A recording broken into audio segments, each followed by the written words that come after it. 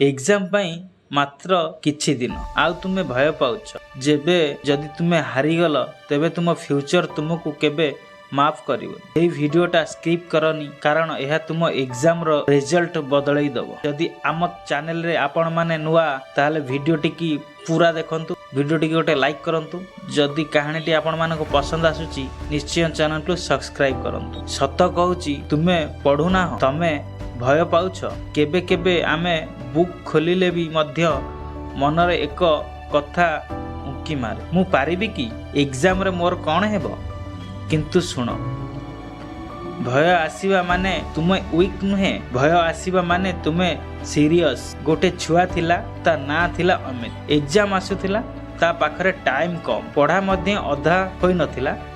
सेई रातिरे छात उपरे गला ग्रुप होई बसिथिला, आखिरे लुह एवं मनरे गोटे भय, मु निश्चय फेल हेबी। सेतबेले ता माँ आसिले, हातरे चा।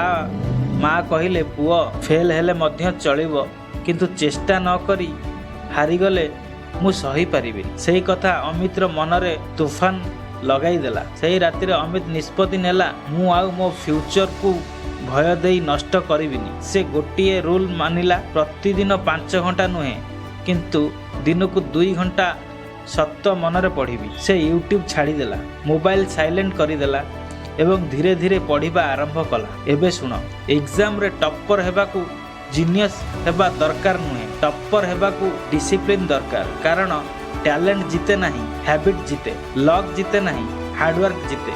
मोटिवेशन आसीबाकू अपेक्षा करनी, काम कर। एग्जाम तुमको पचारिबो नहीं, तुमे डिप्रेशन की एग्जाम तुमको पचारिबो नहीं। तुमे ब्रेकअप हेइछि कि एग्जाम तुमको पचारिबो नहीं। तुमे ट्रेंड की एग्जाम केवल गोटे कथा पचारिबो, प्रिपेयर्ड अछि कि नहीं। आज तुमे 3टी काम कर। आज मोबाइल को कंट्रोल कर।